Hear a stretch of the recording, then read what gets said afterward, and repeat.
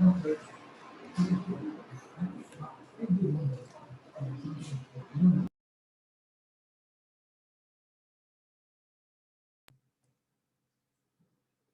morning, everyone, and welcome to the webinar of Budget 2021. Should you reject your investments by Mr. Anil Rego, the founder and CEO of Right Horizons, fund manager of Right Horizons portfolio PMS also. He needs no introduction as he's a well-known expert in personal finance and market and is known to many. He is a regular contributor in the columns and articles in publications and appears on various TV shows on ET Now, CNBC, etc. as a panel expert on market and mutual funds. He gives guest lectures on wealth management at premium business schools. He is also the author of the book Honey, I Lost All My Money. Now I hand over the session to Mr. Anil Rego. Thank you. Yeah, so very good morning to everybody and welcome to this webinar. This time, when I was about to, we planned the budget session internally, and after I saw the budget, I almost said, does it make sense to do a webinar? Okay, and so I wanted to ask all of you, to start off actually with a poll. And do you think this budget is good for you?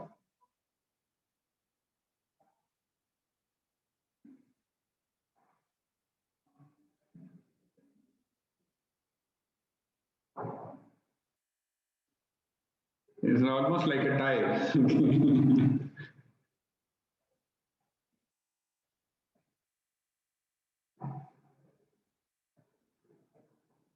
We are somewhere, around 50-50. Okay.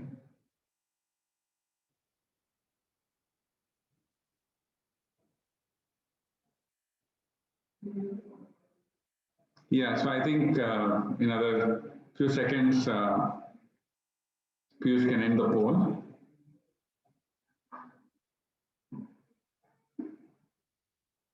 Yeah, thank you. So it's almost a tie. 53% saying yes and 47% saying no. Okay, yeah, so I would expect. This is something I would have expected. Okay, and can we take this poll off? Yeah. Okay. Because like I said at the beginning, I wasn't sure whether we should, especially after I heard the budget speech, because actually there was a lot of status quo in the budget, especially from a personal finance side. No changes to taxation, both for individual corporates, and very little tweaking around the tax side. However, by the time the fine print came, right, and by the time as we approached evening, then it reasonably became clear for us that yes, we need to look at a session, because there have been interestingly a few impacts that have come in for individuals on their personal finance side. So the first section that I propose to have is on how does the budget impact you? Basically various provisions, and I sort of restricted it to mainly around the personal finance side, or something that could impact individuals. Okay, so that has been a bit of a focus. It's not been on the company side and stuff like that. So so that is a bit of the scope that I've had. So the big picture and the overview, right? Like I said, taxes largely unchanged. And the focus has been predominantly on reviving the economy. And I think, both from an infrastructure focus, there have been a few things around FDI into real estate funds, etc., REITs and InvITs.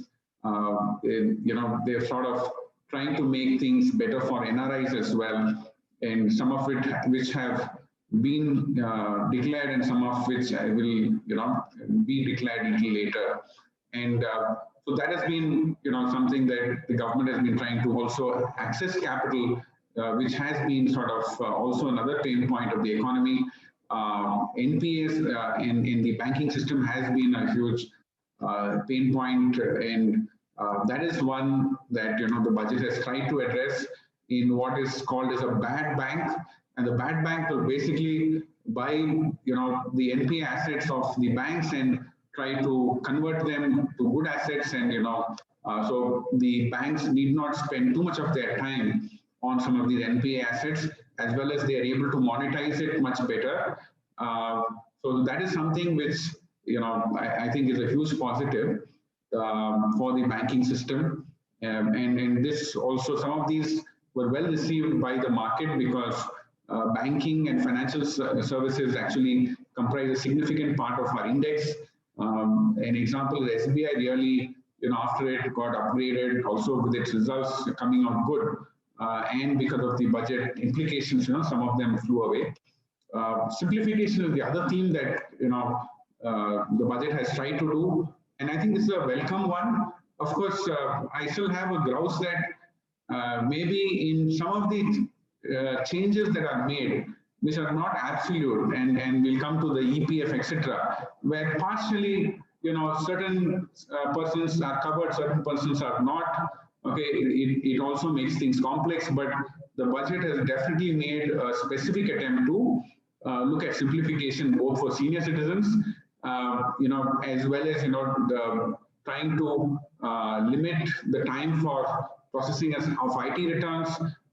They are also come back to the interesting one that the time limit for reopening assessment is reduced to 3 years. Okay, and like I said, while it's simplifying things, there's complexity in the same provision, which says that if there's evidence of tax evasion more than 50 lakhs, this period is increased from 6 years to 10 years. Okay, so they've done both of it together in the same budget, make it lesser as well as make it more. Of course, they've tried to see how this provision can only be used in specific cases with certain approvals at a higher level within the income tax system, etc. But definitely, these things, while the reduction for most of us will be good, increasing it to 10 years is again, I think, a step backwards. Faceless income tax appellate tribunal is another good thing. It basically means that you can do a webinar and where there's a tax dispute, you take it up to the appellate tribunal and it can be addressed in a faceless way. I think some of these are definitely technology has been increasingly is being used by the income tax department and to simplify things. The other, of course, which is unrelated to personal finance, is an allocation for vaccination, and healthcare also has got a little bit of focus. Agriculture also, with some bit of rural focus. Now, the other big part of the budget is the disinvestment focus, and we'll spend some, one slide on that. Because it also impacts us from some of the opportunities that come as investments. So the disinvestment, focus is also there, to be able to fund the budget deficit, and at a period when sort of the economy is in stress due to COVID, etc. I think the government is trying to see how they can use, disinvestment money towards, financing their deficits. So one of the major provisions that impact individuals actually, especially those persons who are employed. So this is the employee provident fund, not the public provident fund. So this will only impact those people who are employed.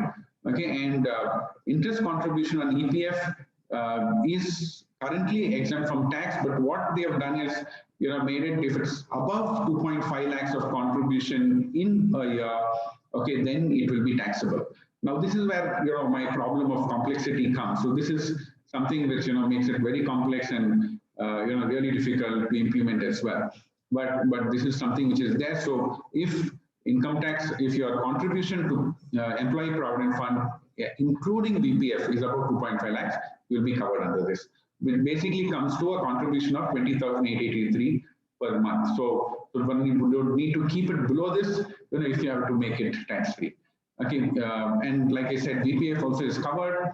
So what this does is it changes the tax status for those people above 2.5 lakhs from EEE, which is exempt, to exempt, taxable, and exempt again. So basically, that is something which it changes, and it's a reasonably large impact for a lot of the high net worth individuals. And the worst part is, you have surcharge slabs at different levels. So it may just push you into a higher surcharge slab, because of, the PF if you end up coming above the 2.5 lakhs per year. Now that 2.5 lakhs, unfortunately, what I believe is a very small amount. So the coverage for a lot of middle income and mass affluent and high net worth individuals is going to be very significant. And a little bit more on applicability of this provision. It applies to employees' contribution, not employers. Okay, so because there's a corresponding contribution from employers, so the employee contribution will become taxable. Also, it applies only to contributions made after 1st April of 21. So it starts from the next financial year, and anything which is interest and on contributions which were done before also will be exempt from tax. Again, like I said, it's a nightmare for anybody who runs a provident fund.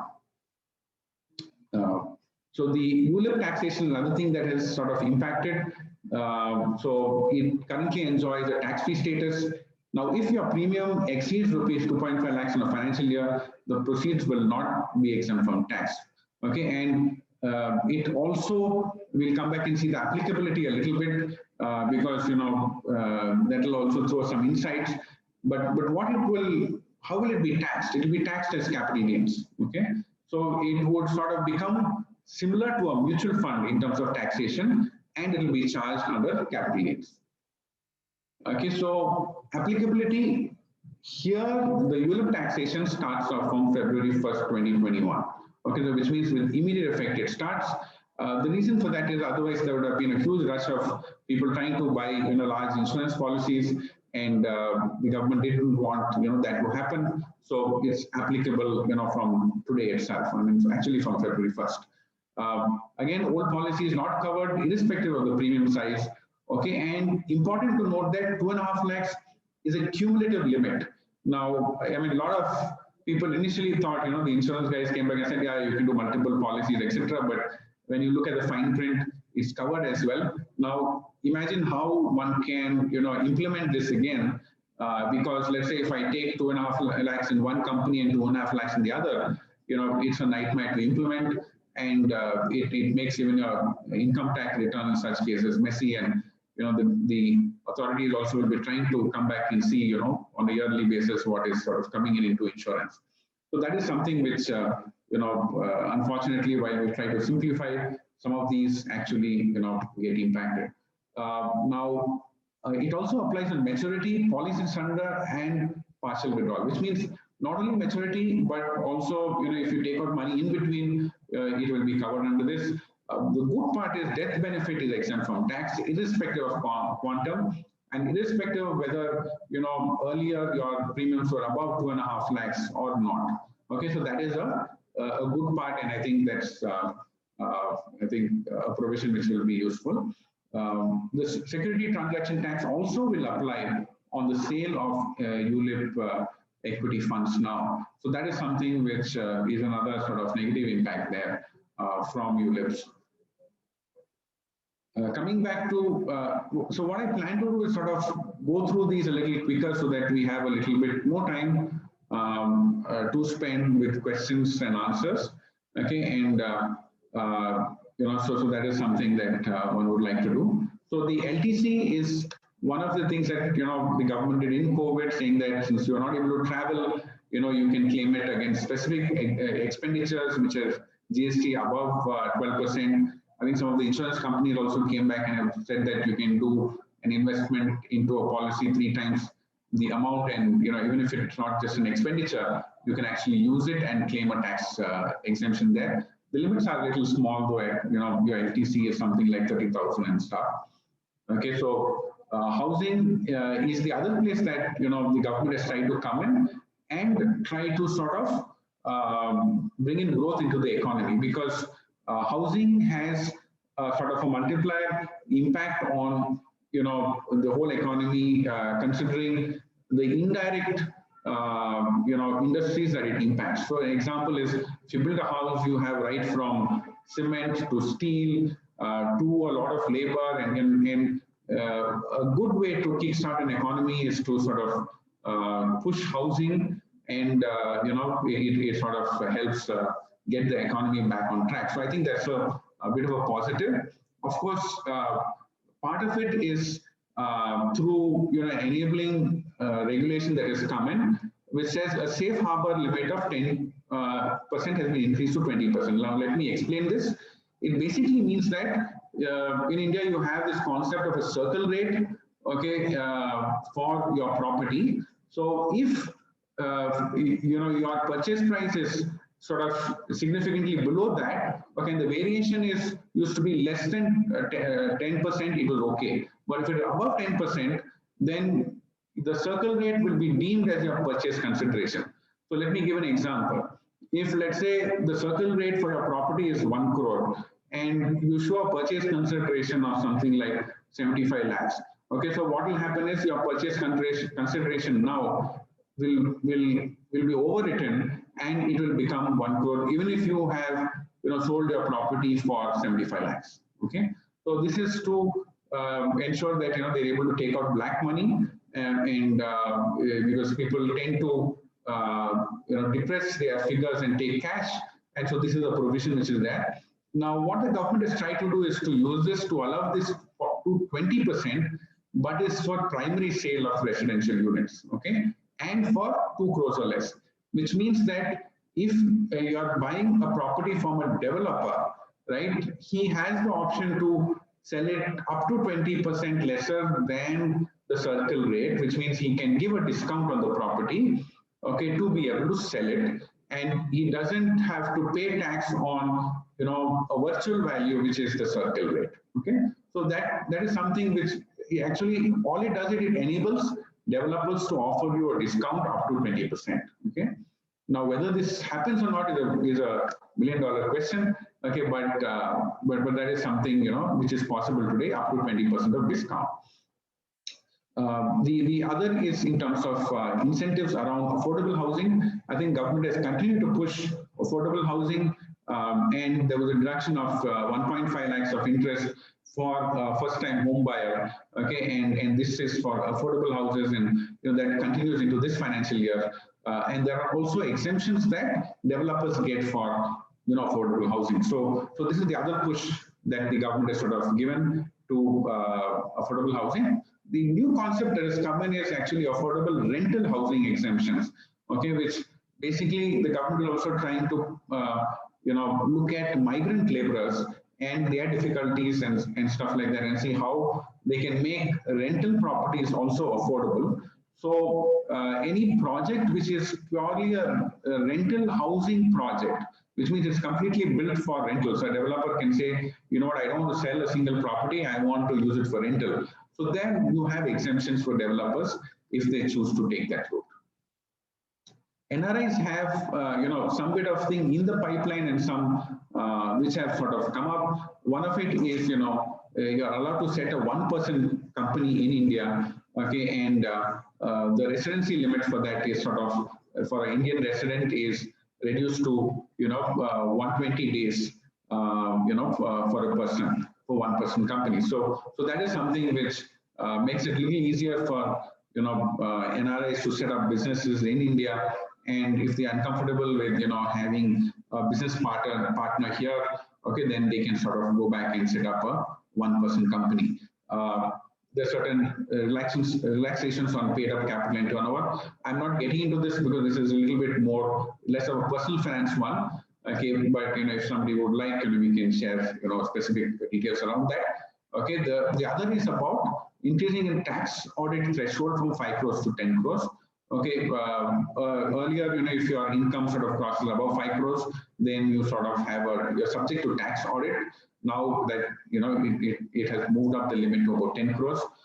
The other, I think, which is a welcome measure that is sort of there is about relieving NRIs from double taxation on retirement funds. Now the devil is in the detail, and the detail is not out. Okay, so the rules are to be notified. So I think when some of those come in, I think we will probably share that and update you. Needs and InvITs is the other one which the government has tried to use as a mechanism to bring liquidity into the real estate system and infrastructure projects. And I think this is the other large pain point that developers and infrastructure companies have. So I think this is a welcome move. So one of it is to removal of TDS and dividend payments to REITs and InvITs.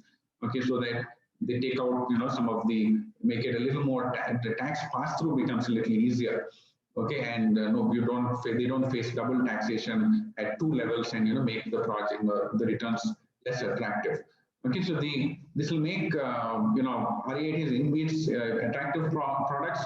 Already we have a couple of them, a few of them actually, and they right now they are sort of reasonable, attractive yields.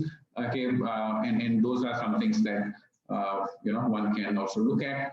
So this is a benefit that these companies get. The advance tax liability also on dividend income of REITs. So this is for an individual. Okay, so you need to typically pay advance tax on certain percentages, within the advance tax dates. Now, in this case, you are not sure what dividend you may get, say in December, right? So yeah, I'm just giving an example. So if you get a dividend in December, okay, technically you would have had to pay advance tax for that, even in the June and September advance tax dates. Okay, now that makes it a little complicated for somebody to estimate it. So either you end up paying more or you pay less, and you either get a refund or you pay an interest, because it's impossible to predict how much of dividend the REIT or InvIT is giving. So this is another, it's more a procedural one and simplifies thing. I think it's a good idea that this is there. Disinvestment is the other plan, like I said, that is the major one that the government has looked at. LIC has been, on the block, and the government is expecting it to happen in this financial year, in the coming financial year, and BPCL, Shipping Corporation, BML, some BPCL also has been a large, ticket item, and some of them are sort of in advanced stages, but have not been concluded yet. So this is going to be one focus of the government, of saying that I will not necessarily focus only on any income that you get from taxes, etc. Okay, but look at how do I finance part of one's budget through disinvestment. And the target for if you see, the last year was significantly lesser than what was budgeted for, right? So 2.1 lakh crores is sort of was the budget, and only 32,000 crores sort of has been done. Okay, this year is 1.75 lakh crores. Okay, so that is something which sort of is the thing on disinvestment. And FDIs on insurance companies also has been reduced, has been increased to 74% from 49%, which means foreign investors can invest up to 74% in insurance companies. Now, the corporate bond market is sort of the other one which has been seeing some bit of attention, and that's also because we've seen the Franklin Templeton issues, etc., where you had issues of liquidity in the Indian corporate bond market for papers which were not very well rated. So that is something that the government is trying to also address in creating a permanent institutional framework. Okay, so basically they want to create a framework where an institutional entity will sort of buy and sell corporate bonds to help create liquidity. Okay, so today everybody is dependent on either the stock market, where some of these are traded, or in the bond market. Okay, and at times for papers, you may not get good liquidity. So this institutional framework is what is being created. So what does it do in simple terms? It will help increase the liquidity in the secondary market for bonds. Okay, so which is a good initiative there, because I think for individuals especially, not many of us use the bonds directly. Now this will become a better place to put money directly, and not necessarily always put it in, say, debt mutual funds. Okay, the body will purchase investment grade debt securities above a certain credit rating. Okay, which is and so they will not buy anything triple B below triple B. So coming to the second part of the webinar is what I thought, let's capture what are the products that we have. Okay, so if you see in what are the impacts that we have on various key products, I've just looked at major categories. And the first is on the equity markets. Now, obviously, you can see the little bit of volatility that came in just before the budget. Okay, the Sensex had fallen after hitting the 50,000 levels. Okay, and fell reasonably sharply from almost like 50,000 to a little over 46,000, and this budget move actually took it up very quickly, almost like a V shape there, and took it off again to new highs.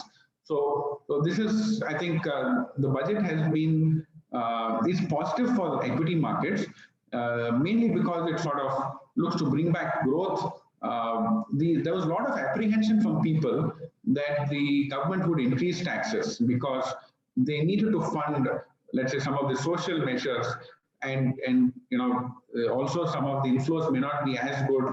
Certain sectors sort of would have got impacted. Okay, so the taxes would be a little depressed, and so there were a lot of expectations around either capital gains, some tweaking around and some increasing. There was a huge expectation of a cess coming in, sort of COVID cess. And luckily, the government did not do that. And so I would believe one key reason why the market went up is also because, of this, what did not happen, right? So sometimes, I was just joking that finance ministers, I think, the lesser they tweak around, right, maybe the market should do better. The more they fiddle around, the worse it gets. Okay, and so that's partly the reason why markets moved up. Like I said, apart from that, like financials have got benefits from it and various measures to sort of take care of NPAs. I spoke of a bad bank, which the government is setting up to sort of help take care of the NPAs of the banks. So that's also one reason why stocks like SBI and most of the PSUs also, which have large NPA issues, started moving up. So I think, of course, again, the devil is also in the implementation, not only the detail. Okay, and implementation not necessarily is very great in India. Okay, so that is something that we'll have to wait and watch and see. First of all, how quickly they can set this up in the first place, and then how seamlessly it can work. Okay, but definitely, I think many measures that have been taken are sort of taken in the long term, and to sustain and revive the economy. And I think that's a bit of a positive for stock markets. In our yearly outlook, we did say that mid caps and small caps we expected to do well, and that has also sort of happened, and where the mid and small cap indices have sort of moved well. So we think that in a period of strong economic growth, you will find that mid caps and small caps will continue to be strong performers. And our view again is these cycles are not so short, so we think that it's typically a 2-year cycle. Some of it is done, so I would think that at least it should run at least 1.5 years, in terms of a mid cap and small cap rally. One also wants to caution people that while markets are going up, valuations we need to keep watching, and if they are sort of going out of space, then it becomes more and more risky for investors. The debt market is the other one which reacted interestingly, and because now the government looked at a growth-oriented budget, and they looked at a higher fiscal deficit. Okay, the bond market sort of immediately spiked in terms of yields, which basically means that if the fiscal deficits are higher, the government also will be borrowing from the market, and when the government also borrows from the market, it sort of pushes up interest rates, and that is something that in anticipation of this, there was a bit of a spike in interest rates. Our view again on interest rates have been that it will be. In fact, our outlook suggested that from the second half of this calendar year, we thought interest rates would sort of start moving up. We think that from here, maybe some of it will settle back and come back a little. Okay, but remain flattish for I think the next 6 months somewhere.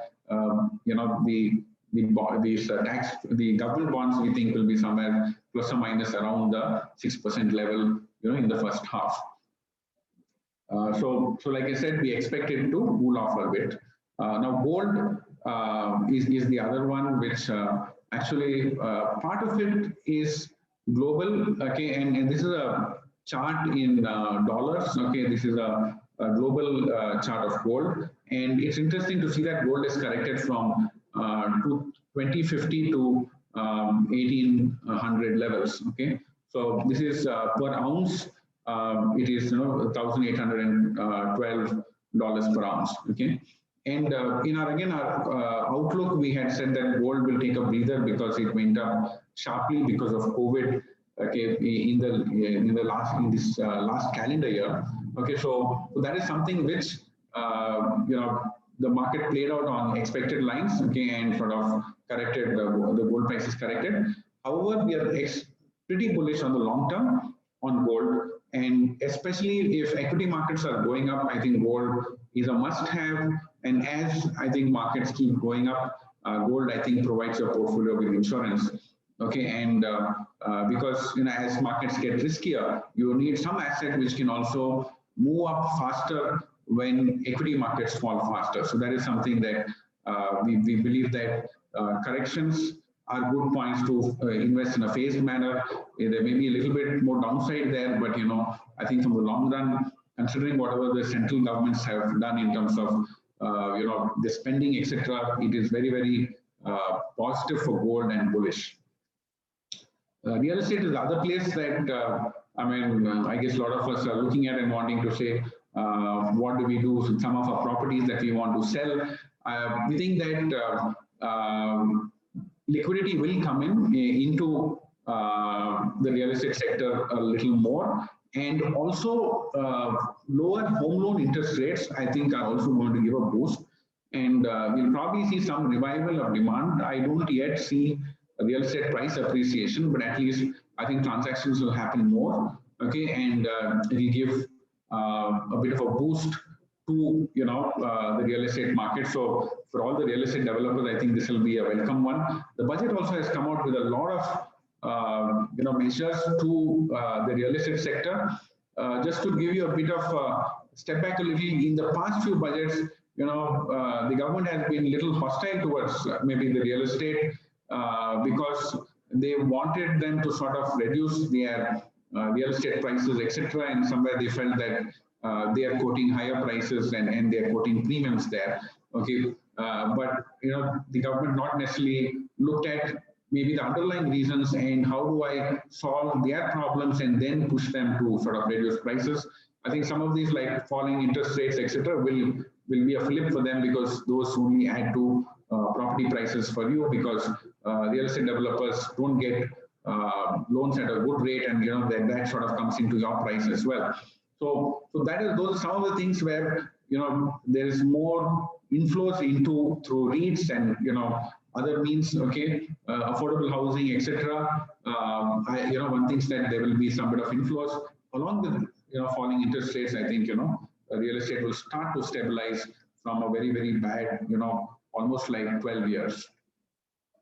So I'll summarize it so that we can then take up your queries. Okay, one is at an overall level, we think that the budget is growth oriented and expected to revive growth, like one discussed as well. Certain sectors like banking and financial services, I think, would see benefits from the budget, and that considering that is the largest component of the index today, it's almost, I think on the Nifty is almost touching 40%. It's almost like 38, 39%. It's been hovering around there. Okay, and which means almost like 40% of the index is just one sector.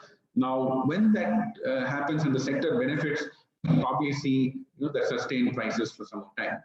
Now, some of us, again, like I mentioned, will be impacted by some of the provisions, especially individuals who are employed,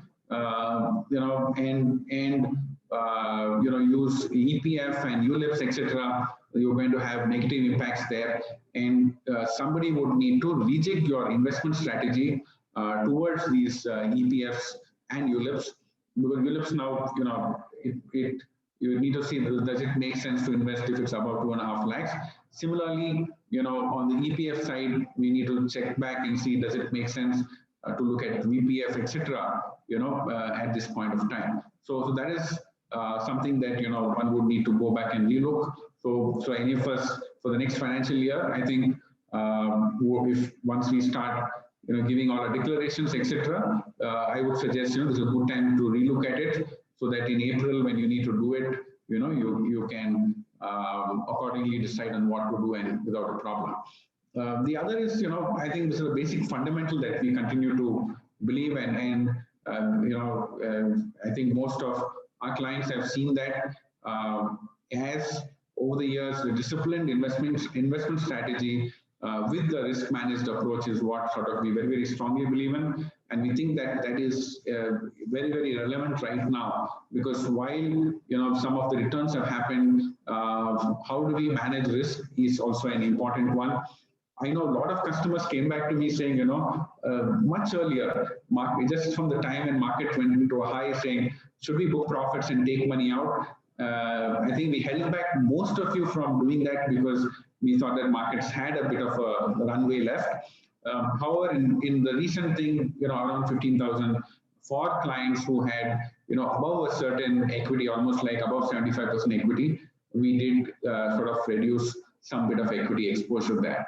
So that is something that we think if with all of us as well, if we do have high exposure to equity, I think we have to become we have to become more and more careful and just be disciplined in our approach. That as markets keep going up, can I keep on increasing my debt portion a little bit, or I use funds like say the dynamic asset allocation funds, which sort of manage risk well and automatically do that for us. Okay. For our clients, I think many of our clients are there.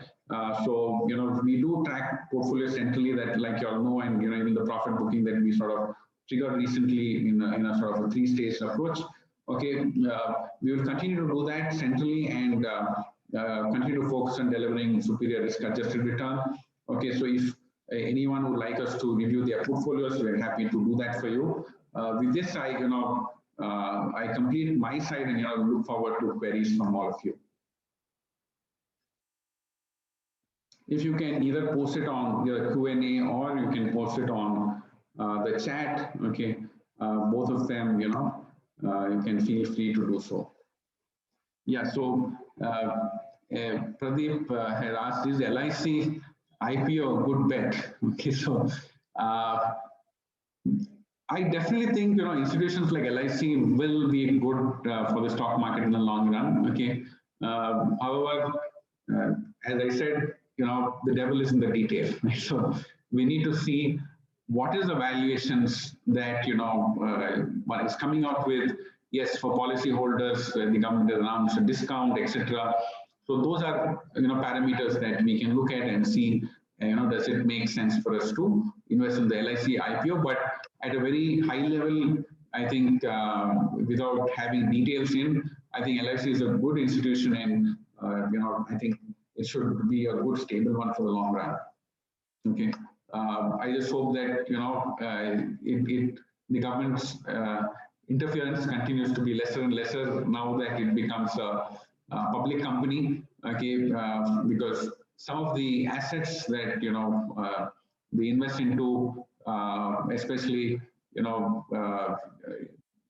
possibly on political pressure or whatever it is, okay, may not have done very well. So that is something that one just hopes. But I think overall, LIC has been if you see even how they manage their equity portfolio, they've done always very well.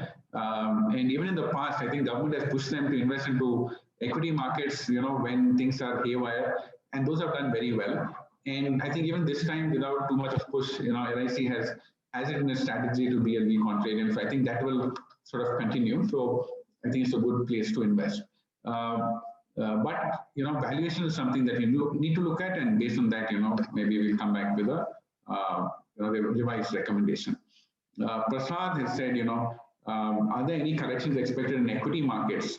Okay, or is the Sensex supported at 50K and going to grow further in the near term? Do we wait before investing in equities now or go ahead now?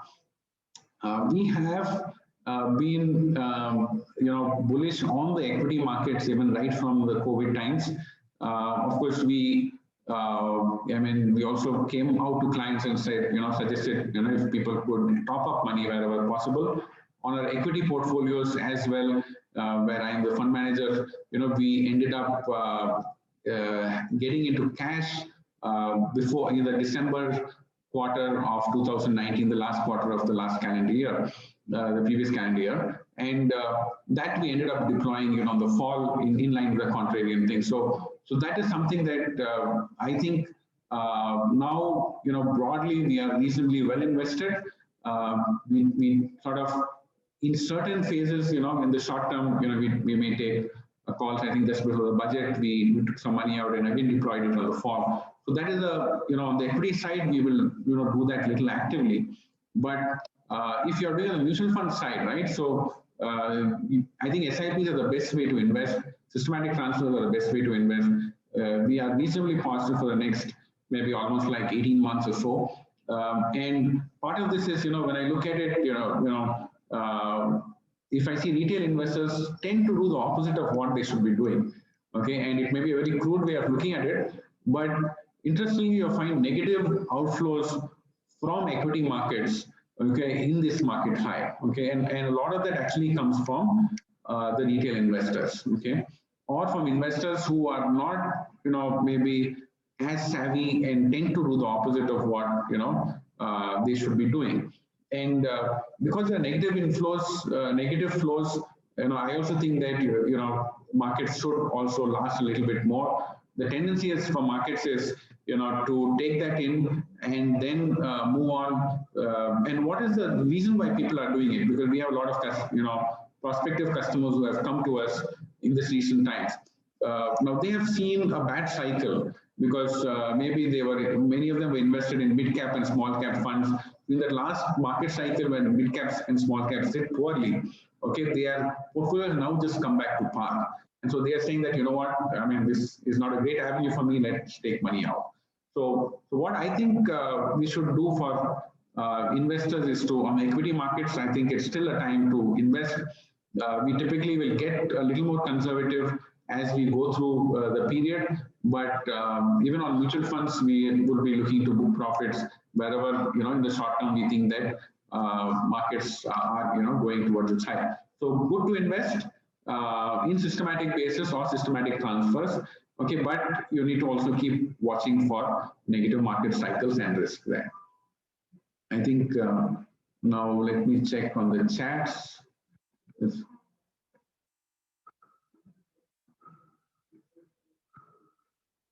Okay, so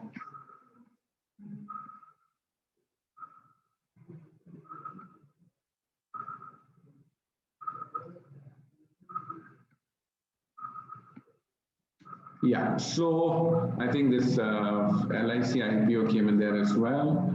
Okay, is it a good time to purchase real estate? I definitely think it is a better time to purchase real estate than before. Okay, and it's probably, if I look at it as an affordability index, this is possibly one of the most affordable times because interest rates are also low. So most of us buy a property with a home loan. So you'll find that you are able to buy it at a much easier way and a lesser pinch to your pocket.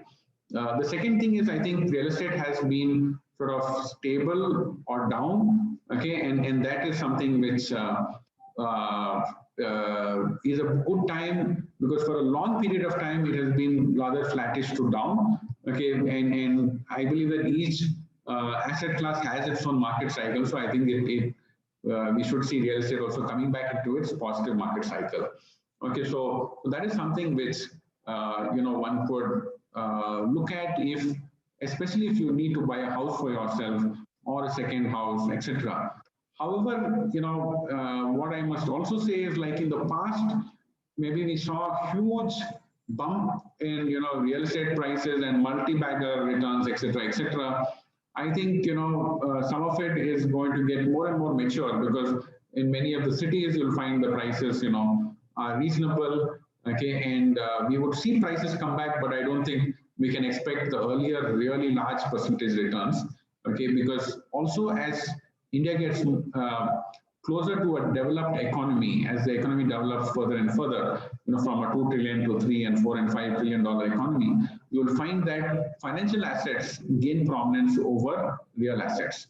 Okay, and also keeping in mind, I think as time goes by, even many of us like to buy real estate, but the next generation, as I'm saying, as time goes by, I think preferences will also change, and they may just say that I don't even want to buy a house. Probably, can I buy a service apartment, or can I live in a service apartment at rental and have holiday?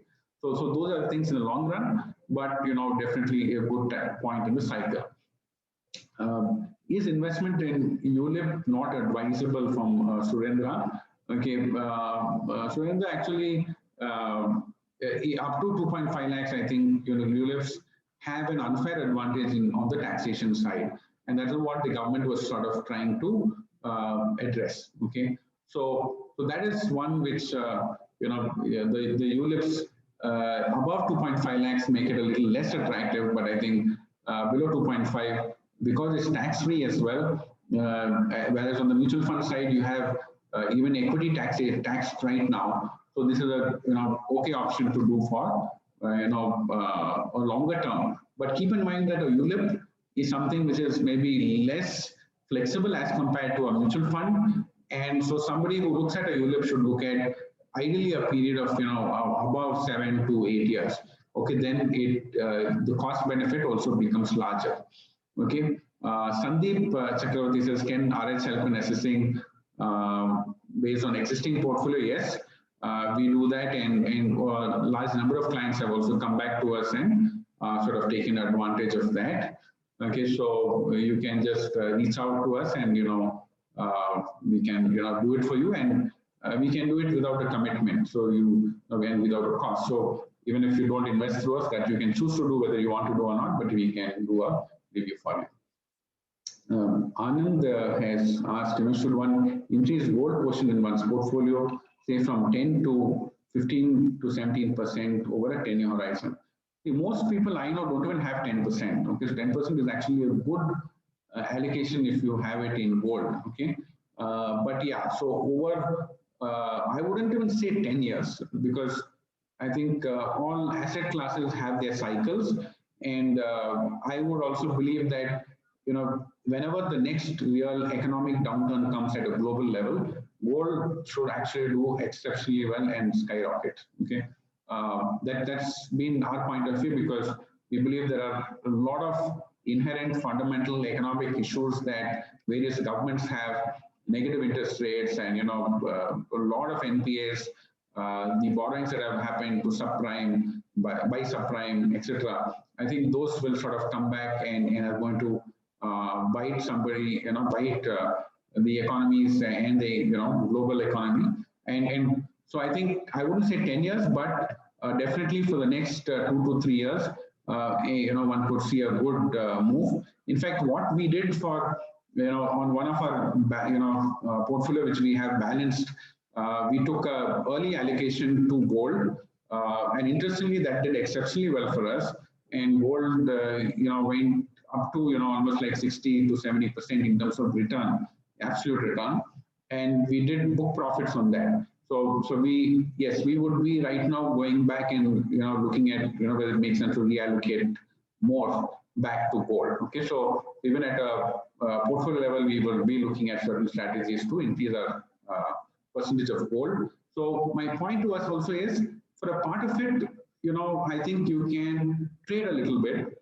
When you find it really doing well, take some money off, because all assets have their cycles, and you can come back and hopefully at a lower price. Keep a certain asset allocation so that because sometimes you're caught completely on the wrong foot and markets go against the direction that you expect. So again, that to summarize, I think gold in one's portfolio, in my view, is a must hold. Okay, and typically we recommend anywhere between 6 to 8% or so. Okay, and but I'm not sure over 10-year horizon. If you see some crazy market price at some point of time, and those prices of gold goes up, that's the time where you should sort of book profits. Okay. Robert Dessab, I think, thanks to some of you who have been regularly, attending our webinars from across the globe. Okay, and so Robert asks, will bank FDR interest rates improve? Okay, I think so. It should begin to improve. However, you'll find that the chart that I showed, right, is something of listed securities, okay, and listed bonds. In that, the chart that I showed was actually of a 10-year GSEC, okay, which is a very, very highly traded, asset, a bond out there by most banks, and it is almost like the reference rate. Now, your FDs may not move in line with it as much, okay. So, and you will find typically the bond market will move first. The FDs sort of move in phases and stages. Secondly, a little bit of the FD returns depend on the RBI. And RBI sometimes tends to say, I want to keep interest rates low to revive the economy. So for some time, you may find that there. So I don't think bank FDs may really go up in a hurry. Okay, but definitely, if like our outlook for 2021 is that from the second half of the year, we should see also maybe FD rates to start moving up in some form. Okay, so let me see if there are other questions. Yes. Prasad asks again, are home loan interest rates going to go up, down from here, or are they more or less stabilized? From here, I don't think interest rates will go down substantially. I think they'll be flat. And in fact, there's a risk of interest rates going up over a longer term period. Okay. So that is something which you need to keep in mind. And unfortunately today, not too many of the banks actually offer a good fixed home loan product. Okay. Many of them say fixed for 2 years, and fixed for 2 years doesn't help too much. But of course, it may help you for 2 years. But after that, if interest rates go up, unfortunately, you will come back and be covered by that. So it's not a bad time to, if you have institutions who can give you pure fixed things, to actually move your home loan to a fixed interest rate, because interest rates have come down below 7%. And typically, from past experience, I've seen that it doesn't go too much below that level. Okay, and so it makes sense for us to lock in interest rates if you can. So Chandra Kumar, asks a question of in REITs, an investment. Okay, maybe mentioning a good place to invest. Okay. Yeah, so InvITs, I think you're trying to say REITs and InvITs are a good place to invest. Okay, I think it's they are places to invest. The only issue is many of them come also under the AIF route. Okay, so if you have something under the AIF route, then the minimum there is 1 crore. So if one's portfolio is large enough, then you can look at it under the AIF route. However, you have some of the listed REITs and InvITs. Okay, for a period of time, REITs were under pressure because of COVID, and there was a lot of fear around, rentals getting stopped, and a change in models for, companies, and, you may find a lot of vacant rental places. And I think you have a slight negative implication of that even from the long term, because I'm sure some companies will make work from home a larger part of their business model. Okay, so that is something which may take away some of the growth of REITs, but some of the REITs, which are stable ones, have reasonably good yields.